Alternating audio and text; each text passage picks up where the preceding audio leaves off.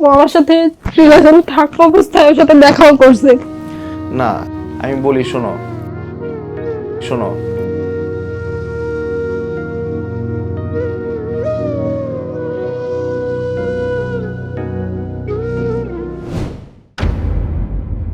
ঢাকায় আমার জন্ম।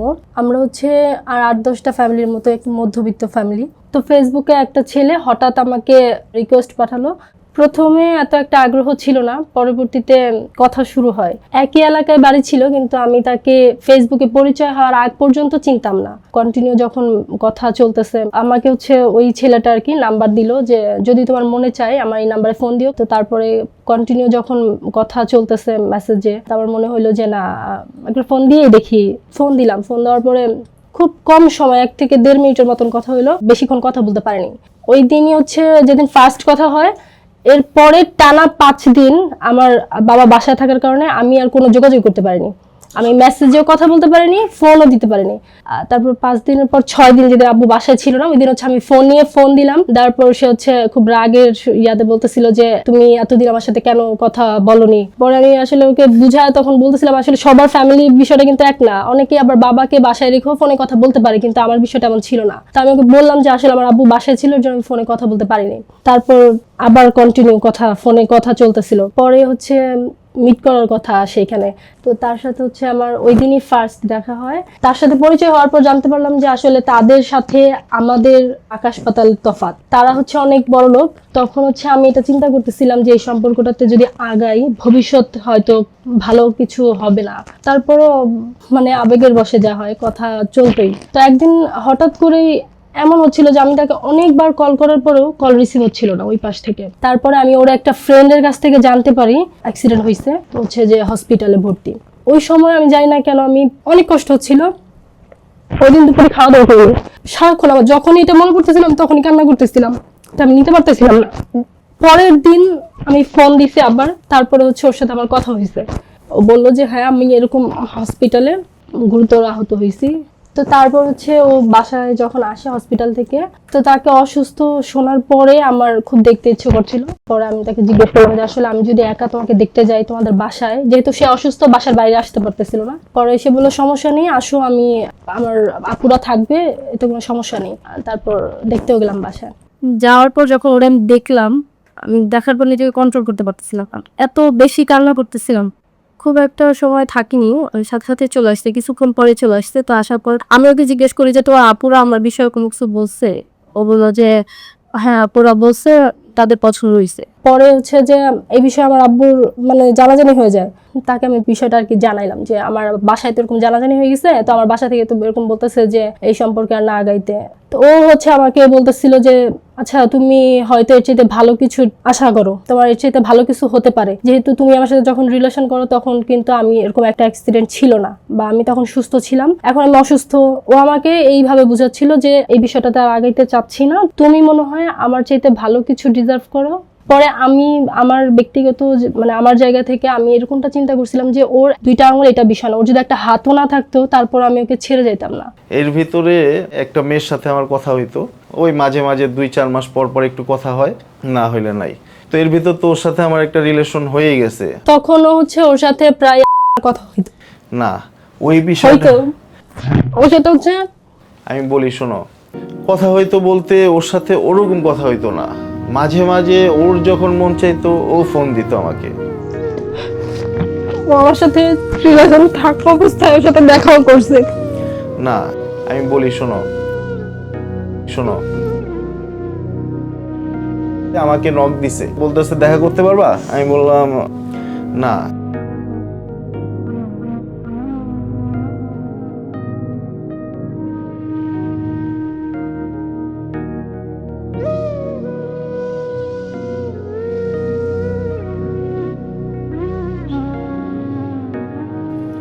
বিশ্বের মতো লাগে আমার এই কথাগুলো। যে অ্যাক্সিডেন্টের যে ব্যাপারটা, হ্যাঁ, তো আমার এই যে হাতে একটু প্রবলেম আছে। আচ্ছা আচ্ছা। পরে আমি একদিন বললাম, এর ভিতরে বললাম দেখো আমার তো হাতটা মনে হয় ঠিক হবে না, তো আমি আর আগের মতো স্বাভাবিক হব না, তো তোমার তো একটা লাইফ আছে, আমি মনে করি তুমি হয়তো আমার থেকে ভালো কাউকে পাবা, আলাদা হয়ে যাই। তো পরবর্তীতে ও বলছিল তোমার যদি একটা হাতও না থাকতো আমি তোমাকে ছেড়ে যাইতাম না। পরবর্তীতে ওর প্রতি আমার আরো দুর্বলতা জন্মায়। পরে চিন্তা করলাম আসলে যে বিপদের সময় পাশে থাকে সেই হচ্ছে প্রকৃত বন্ধু। তো পরবর্তীতে ওরে বিয়ের কথা বলি, পরবর্তীতে ওর বাসা মেনে নিবে না আর আমার বাসা থেকেও মেনে নিবে না, এরকম একটা সিচুয়েশন হয়েছে। তো পরবর্তীতে চিন্তা করলাম আমরা একা একা বিয়ে করি, তারপর হচ্ছে আস্তে ধীরে সবাই যখন জানবে তখন এক সময় মেনে নিবে। তারপর হচ্ছে আমাদের বিয়েটা রমজান মাসেই হয়েছিল, 20 রমজানে আমার মনে আছে। কেনাকাটা করছিলাম ম্যাচিং করে, আমি একটা পাঞ্জাবি কিনছিলাম আর ওর এক পার্টি গাউন কিনে দিছিলাম। তো পরবর্তীতে আমরা বিয়ে করার পরে এর ভিতরে আমরা বাসায় চলে যাই, যার যার বাসায় চলে গেছি। 21 দিন আমরা যার যার মতো যার যার বাসায় ছিলাম। তো 21 দিন পরে হচ্ছে ও হচ্ছে আমাকে বললো যে আজকে হচ্ছে বাসা থেকে জামা কাপড় গুছাও, চলে আসবা। মনে হইলো আসলে আমরা দূরত্বে থাকতেছি, আমরা একসাথে হয়তো এখন হয়তো জানাও দরকার। তো পরবর্তীতে বাসায় কাপড় চোপড় গুছাইছে, তো আমরা যাই আমার এক বোনের বাসায়। যাওয়ার পরে মানে বাসা থেকে জানে না আমরা কোন বাসায় আছি। হ্যাঁ, আর খোঁজাখুঁজি করতেছে, সব রিলেটিভ যারা আছে আত্মীয় স্বজন সবার বাসায় ফোন দিচ্ছে যে কারো বাসায় গেছি কিনা। কোথাও যখন আমাকে খুঁজে পায় না তখন তার মাথায় কাজ করে যে রিলেশনের বিষয়টা তো বাসায় জানতো। তো আমার আম্মু ফুপ্পি ওদের বাসায় সরাসরি গেছিলাম, ওইখানে হচ্ছে আমাকে খুঁজতে গেছিল। বাসায় একটা শর্তে বাসায় ফিরবো যদি তোমরা মেনে নাও, এরকম একটা শর্ত দিছিলাম তাদেরকে। এগুলো নিয়ে বাড়াবাড়ি করা যাবে না, যদি স্বাভাবিকভাবে মেনে নাও তাহলে বাসায় ফিরবো, আর না হলে আর আসবো না। পরে তারা বললো যে কোনো সমস্যা নেই, তোমরা তাড়াতাড়ি মানে আগে বাসায় আসো। পরের দিন বাসায় আসছি, তো বাসায় আসার পরে সবার মন খারাপ। তো আমরা আসলে মাপটাপ চাইলাম দুই পরিবারের কাছে। মাপটাপ চাওয়ার পরে তারপর হচ্ছে জিনিসটা মোটামুটি একটু নর্মাল হয়েছে। পরবর্তীতে ঘরোয়াভাবে আমাদের একটু গায়ের হলুদ দেয়, তারপর হচ্ছে একদিনও একটু বউ সাজে, ছোটখাটো ভাবে একটা অনুষ্ঠান হয়। তো হওয়ার পরে তারপর হচ্ছে আমাদের সংসার লাইফ শুরু। পরবর্তীতে আবার জব নেই বিয়ের পরে, স্যালারি ছিল খুবই অল্প, তো ওইটা দিয়ে কোনো মতো আমরা চলছিলাম। তো আমি সবসময় ওরে, যেহেতু আমরা একা একা বিয়ে করছি, তো আম্মু আব্বু হয়তো মনে মনে একটু রাগ, তো আমি সবসময় ওরে খালি বারবার বুঝাইতাম এমন কোনো কিছু করবা না জানি তারা দোষ ধরতে পারে, সবসময় ঘুম থেকে তাড়াতাড়ি উঠবা, সবসময় ঘরের কাজগুলা করার চেষ্টা করবা, কোনো জানি ভুল না পায়, তারা জানি ভুল কোনোভাবে না পায়। তখন হচ্ছে আমি আসলে সবকিছু গুছায় উঠতে পারতেছিলাম না, মানে একেবারে আসলে প্রথম যেটা হয়, আমি একেবারে নতুন একটা পরিবেশ। তারপরও সবসময় আগে আগে ওঠার চেষ্টা করতো, রান্না বান্না থেকে শুরু করে সবকিছু করার চেষ্টা করতো। তো এর ভিতরে 1 বছরের ভিতরে আমাদের প্রথম সন্তান, মেয়ে সন্তান।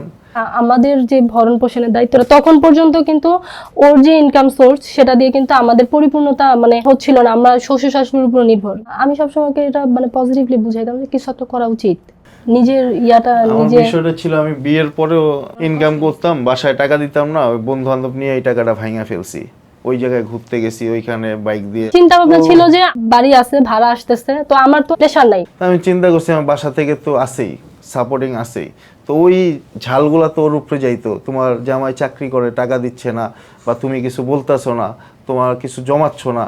আম্মু সবসময় ওকে বলতো, ও তখন আমার ইয়াতে বলতো, বা তখন আমার রাগারাগি ঝগড়া করতাম ওর সাথে, ঠিক আছে। তো এরকম একটা সিচুয়েশন। আমার মেয়ের যখন 1 বছর বয়স তখন হচ্ছে আমি আবার বেবি কনসেপ্ট করছি। তো পরবর্তীতে আমি তো শুই না মাত্র একটা বাচ্চা হয়েছে 1-1.5 বছর, এখন আরেকটা বাচ্চা, আর হচ্ছে ইনকাম সোর্সেরও বিষয় আছে। তো 2টা বাচ্চা কিভাবে পালবো, কিভাবে মানুষ করব, মানে একটা টেনশনে পড়ে গেছিলাম। বলি ঠিক আছে, যাওয়ার হবে, আল্লাহ তাআলা আছে, যেভাবে হয় হবে। আমাদের বাচ্চা হইলো, ছেলে হইলো। ওই চিকিৎসার খরচটা আমার শ্বশুর বাড়ি থেকেই। হ্যাঁ, তখন আমার কাছে কোনো ওই সময় টাকা ছিল না, বাসা থেকেই টাকাটা দিছিল। আর ওই সময়গুলো অনেক কষ্টদায়ক গেছে। তো ওইটাই বললাম, যতই বাড়ি থাকুক, আপনার যদি ইনকাম সোর্স ভালো না থাকে, বা আপনারই থাকে, বাপ মা তো আপনার বউ বাচ্চা চালাবে, ওই ইয়াটা থাকবে না। আর হচ্ছে আপনার হাজব্যান্ডের ইনকাম না থাকলে বইয়েরও ওরকম দাম থাকে না, আর বাচ্চাদেরকেও অনেকে হয়তো ওরকমভাবে ভালোবাসে না, ছোট করে দেখে। ও বারবার আমাকে বলতো একটা চাকরি করার জন্য, জব করব। যখন দেখে আমার নাই 2টা বাচ্চা, আমি একটা তখন বলতেছিল আমি একটা চাকরি করি। পরে বললাম, দেখো আমাদের ফ্যামিলিতে আসলে বউরা চাকরি করে এই জিনিসটা ভালোভাবে দেখে না, এটা করা যাবে না, দেখি কি করা যায়। চাকরি বাকরি করলে 10-15 হাজার টাকার ভিতরে বা 20,000 টাকা পাবো, এই টাকা দিয়ে আমাদের হচ্ছে না। না আমার ফ্যামিলি আমার সংসারের চাহিদা মিটাইতে পারবো, না বাবা মার তো একটা চাহিদা থাকে, ছেলে মেয়ে বড় করছে, ওরা আমাদেরকে দেখবে, এরকম একটা থাকে। তো কোনোটাই হচ্ছে না। তো পরবর্তীতে বাসায় আমি থাকা শুরু করি, হতাশ হয়ে গেছি, এরকম একটা সিচুয়েশন। আর বাসা থেকে তো একটা মানসিক চাপ আছেই। তো আমি হতাশ হয়ে গেছি, আমি কি করব, আমার মনে হয় না আমি আর পারবো। এখন এই 2টা বাচ্চা সামনে, আবার পড়াশোনা করানো লাগবে, কি দিয়ে কি করব। তো হতাশ হয়ে গেছি। আমি প্রায় 3 মাসের মতো মানে আমি সারাদিন বাসায়, রাত জাগতাম, সারা রাত ঘুমাইতাম না। আমি বলছি আমি আর কিচ্ছু করব না, তোমার বাসায় পাঠিয়ে দিব, আমার দিয়ে সংসার হবে না, আমি ব্যর্থ, আমি পারবো না। তো হঠাৎ করে দেখলাম কাপল কন্টেন্ট অনেকেই করে ঘরোয়াভাবে। হ্যাঁ, 23 সালের কথা। এই মানুষ লাখ টাকা ইনকাম করতেছে ফেসবুকে, ওই মানুষ এত টাকা ইনকাম করতেছে, তো এটা কি আসলে সত্যি? তো এই জিনিসগুলো মাথায় করতাম, আর আমি ইউটিউবে ঘাটাঘাটি করতাম, এই ভিডিওগুলো খুব দেখতাম। পরবর্তীতে চিন্তা করলাম আমরা ঘরোয়াভাবে কন্টেন্ট করি, তা আমরাও চেষ্টা করে দেখি। তো পরবর্তীতে আমরা শুরু করি। যখন আমরা শুরু করি তখন কিন্তু আমরা কাউকে জানাই না, আমার বন্ধু বান্ধব, ওর বন্ধু বান্ধবী, বাসার কেউ জানে না। আমরা লুকায়া লুকায়া ভিডিও বানাই, কারণ একজনের একটু এইটা পাইলেই ও এইটা করে। তো পরবর্তীতে আমরা লুকায়া লুকায়া ভিডিও করি, আর আমরা প্রত্যেক দিন 2টা 1টা 3টা তখন বড় ভিডিও বানাইতাম। তো এর ভিতরে মোটামুটি যখন একটু ভিউ পাওয়া শুরু হয়েছে, 1000 ফলোয়ার শুরু হয়েছে, অনেকজনের কাছে গেছে, তো তখন হঠাৎ করে আমার ছোট ভাইয়ের কাছে ভিডিও গেছে। তো দেখার পরে ও তো আইসা আম্মুরে প্যাচ লাগাইছে, তোমার ছেলে কি শুরু করছে ভিডিও করা, এই সেই, ওর জন্য বাইরে মুখ দেখানো যাইব না, এই করা যাইব না, সেই করা যাইব না, ঠিক আছে। তো আম্মু তো ওরেও বকা, আমারও বকা, তোমরা কি শুরু করছো, হ্যাঁ একটা মান সম্মানের বিষয়, তোমরা ভিডিও করো। তো এরকম একটা বিষয় তাদেরকে বুঝাইতে পারতেছি না, আসলে আমরা তো খারাপ কিছু করতেছি না, নেগেটিভ কোনো কিছু করতেছি না। আসলে ও যদি চাকরি করতো, ও তো 10 জনের সামনে কাজটা করতে হতো। এই যে অনেক ব্যাংকার আছে, তারা মেয়ে মানুষ, তারা ব্যাংকে বসে 10 জনকে সার্ভিস দিচ্ছে না, চাকরি করছে না। তো তাহলে আমি আমার ওয়াইফকে নিয়ে আমি ঘরোয়াভাবে ভিডিও বানাচ্ছি, আমি কোনো নেগেটিভ কোনো কিছু করছি না। তো পরবর্তীতে যখন আমার ছোট ভাই বলল, জিনিসটা নেগেটিভভাবে নিল, অনেক বকাঝকা করলো। তো এর ভিতরে আমরা তো খালি কবে ভিডিও ভাইরাল হবে, প্রত্যেক দিন ঘুমায় খালি দোয়া করি, ঘুম থেকে উঠে যদি দেখতাম একটা ভিডিও ভাইরাল হয়ে যেত। তো হঠাৎ করে একদিন দেখি সত্যি একটা ভিডিও ঘুম থেকে উঠে প্রায় 9 লাখ ভিউ চলে গেছে 1.5 মাসের মাথায়। প্রথম টাকা পেয়েছিলাম হচ্ছে 42,000 টাকা ফার্স্ট পেমেন্ট। তো 42,000 টাকা পেমেন্ট পাইলাম, পাওয়ার পরে আমরা অনেক খুশি। তো এর ভিতরে আমাদের একটা স্পন্সরের জন্য আমাদের একটা কেক আনতে যাওয়ার কথা বলছিল ফার্মগেট। তো ওইখানে কেকটা আনতে গেছি, যাওয়ার সময় আমার ওই যেই ফোনটা দিয়ে আমরা ভিডিও বানাই, 30,000 টাকার ফোন, ওই ফোনটা পকেট থেকে চোরে নিয়ে যায়। তো তখন আমার তো মনটা খারাপ হয়ে গেছে, আমি মানে এতটা কষ্ট লাগতেছিল, আমার মনে হচ্ছে আমি রাস্তায় শুয়ে কান্না করি। তো বাসায় আসছি, বাসায় আসার পরে আমি ওর বিষয়টা জানাইলাম। তো তখন তো আমরা মানে ওই দিন খুব কষ্ট লাগছিল। তো ফোন লাগবেই, তখন ওরে বললাম এখন কি করা যায়। ওর স্বর্ণের কানের দুল ছিল আর চেন ছিল, পরে ও বলছে এটা রাইখা দেখো কারো কাছ থেকে টাকা না যায় কিনা। তো পরবর্তীতে আমরা 30,000 টাকা নাকি 40,000 টাকা আনি, সব মিলে 50,000 টাকা দিয়ে আমরা একটা বসুন্ধরা থেকে সেকেন্ড হ্যান্ড iPhone 11 কিনি। তো কেনার পরে দিয়ে আমরা ভিডিও বানাই, 8 মাস পরে আমরা ভালো একটা আর্নিং পাই। তো আর্নিং পাওয়ার পরে সাথে সাথে আমরা ওর গয়নাটা ছুটে আনার পরে তো আমরা অনেক খুশি। তো মোটামুটি যেটা আসতেছে ওইটা দিয়ে আমরা আলহামদুলিল্লাহ চলতেছি। আর এর ভিতরে যখন আর্নিংটা ভালো ছিল তখন আমরা প্রায় 3 মাসে 18 লাখ টাকার মতো আর্নিং করতে পারছিলাম। আর আমাদের সর্বোচ্চ 1 মাসে আমরা পাইছিলাম 6.5 লাখ টাকার মতো।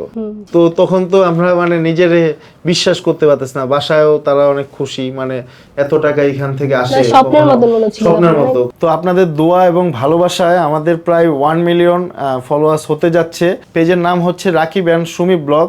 আপনাদের ভালোবাসায় প্রায় 2.5 বছরের সাধনা করার পরে প্রায় 1 মিলিয়ন আমাদের হতে যাচ্ছে। আর আমাদের একটা ইউটিউব চ্যানেল আছে রাকিব অ্যান্ড সুমি অফিসিয়াল। এখন আমার তার প্রতি কোনো অভিযোগ নেই, আগে অনেক ছিল। মানে আগে হচ্ছে সে আমাকে কম বুঝতো, মানে আমার কোনো বিষয় সে বুঝতে চাইতো না, আমাকে আমার জায়গা থেকে কখনোই সে বুঝতো না। এখন সবকিছু ঠিক আছে, আমি এখন অনেক কিছু চাইলেই তার কাছে আমি শেয়ার করতে পারি। আসলে জীবনে বিশ্বস্ত জীবনসঙ্গী পাওয়াটাও একটা ভাগ্যের বিষয়।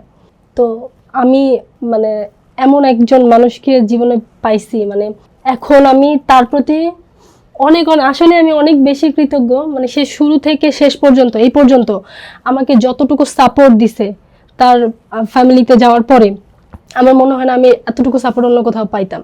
আমি তার কাছে কৃতজ্ঞ, সে যেন সবসময় এমনই থাকে। আর এখন মানে আমি তাকে চোখ বন্ধ করে বিশ্বাস করি, সে হ্যাঁ বললে সেটা হ্যাঁই, আর সে না বললে সেটা নাই। সন্দেহ করেন? এখন করি না। ফেসবুকের পাসওয়ার্ড জানেন? সবকিছু মোবাইল টোবাইল পাসওয়ার্ড আপনার দখলে? হ্যাঁ, বাসায় ফোন রেখে যায় সে। আপনার ফেসবুকের পাসওয়ার্ড উনি জানে? জানি, আমার সবকিছু, মানে আমাদের মধ্যে পার্সোনাল এখন আর কোনো কিছুই নেই। আর অনেকে যে বলে যে আসলে কিছু স্পেস স্বামী স্ত্রীর মধ্যেও থাকা উচিত, আমার কাছে এটা কখনোই না। আমার মনে হয় যে স্বামী আর স্ত্রী হচ্ছে একই পয়সার এপিট আর ওপিট, এদের মধ্যে কোনো ফারাক থাকার কোনো বিষয় না। আমি ওর সবকিছু জানি, ও আমার সবকিছু জানে। এটাই স্বাভাবিক। এটা তো স্বাভাবিক। কিন্তু অনেকেই বলে যে এই পাসওয়ার্ড টাসওয়ার্ড এগুলো শেয়ার করা উচিত না, না, তাদের মধ্যে নিশ্চয়ই ঝামেলা আছে। ওকে নিয়ে আমার না পাওয়ার কোনো ওরকম কোনো কষ্ট নাই। সবচেয়ে ভালো লাগার দিক হচ্ছে আমি একটা সাংসারিক বউ পাইছি। ও খুবই সাংসারিক, ফ্যামিলিকে খুব সুন্দরভাবে সব দিক দিয়ে ম্যানেজ করে রাখে। তো এই জিনিসটা আমার খুবই ভালো লাগে। আর বিয়ে করলে আমি মনে করি এরকম একটা সাংসারিক বউই বিয়ে করা উচিত। ওই ওয়েস্টার্ন বা ওই বড় লোক টাকা দেখে বিয়ে না করে, তো এরকম একটা বউ বিয়ে করা উচিত, যে খুবই সাংসারিক থাকবে, জামাইকে খুবই সম্মান করবে আর অনেক অনেক ভালোবাসবে। আমি এখনো তার কথা ছাড়া বাসা থেকে বের হই না। সহজে আমার কথা ছাড়া আমাকে না আর সে পছন্দ করে না, তাকে ছাড়া আমি কোথাও যে এক রাত থাকি, আমি আমার বাবার বাসায়ও যাই না। এই 8 বছরে মনে হয় ওর 8 বার ওর বাপের বাড়ি গেছে কিনা জিজ্ঞেস করেন। কেউ কখনো কাউকে ছাড়া কোথাও, মানে আমি কখনো এরকমটা হইতো না যে ওর সাথে আমার ঝগড়া হয়েছে রাগ করে বাপের বাড়ি চলে যায়। এই বিষয়টা আমার ক্ষেত্রে কখনো হয় নাই, মানে আমি ঝগড়া লেগে কখনো চলে যেতাম না। শেষ কথা যদি আপনার স্ত্রীর উদ্দেশ্যে কিছু বলতে চান যেটা কখনো বলা হয়নি? শেষ কথা বলতে চাই এটাই, আমি এখন তোমাকেই ভালোবাসি এবং সারা জীবন বাসবো। তুমি ছাড়া আমি এখন আর অন্য কাউকে কল্পনা আনতে পারি না।